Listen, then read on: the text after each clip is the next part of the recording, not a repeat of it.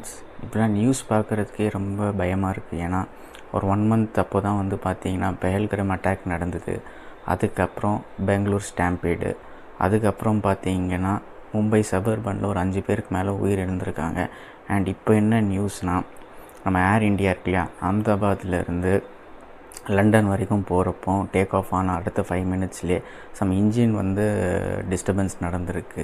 And அதால் flight crash ஆகிடுச்சு. So இந்த ஃப்ளைட் கிராஷ் ஆனதுனால பார்த்தீங்கன்னா 242 பேசஞ்சர்ஸ் செத்துறாங்கன்றாங்க. அண்ட் அதில் கூட பாருங்கள் எத்தனை ஃபேமிலிஸ் அஃபெக்டட் ஆகிருக்காங்க.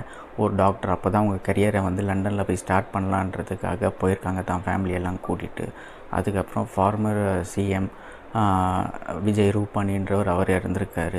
அண்ட் ஒரு பொண்ணு, அதாவது ரொம்ப பணக்காரவங்களும் கிடையாது தான், மிடில் கிளாஸ் ஃபேமிலி, ஹையர் ஸ்டடீஸ்க்காக எக்கச்சக்க லோன் வாங்கி அப்போ தான் லண்டனுக்கு அனுப்பிச்சிருக்காங்க. அப்போ அவங்க கனவுலாம் பாருங்கள் அப்படியே வேனிஷ் ஆகிடுச்சு.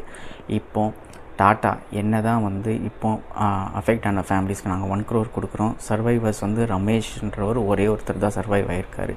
அண்ட் யாரெல்லாம் இதால் இன்ஜூர் ஆனதுலாம் யாருன்னு பார்த்தீங்கன்னா, இந்த பிளேன் போய் கிராஷ் ஆனது ஒரு மெடிக்கல் காலேஜில்.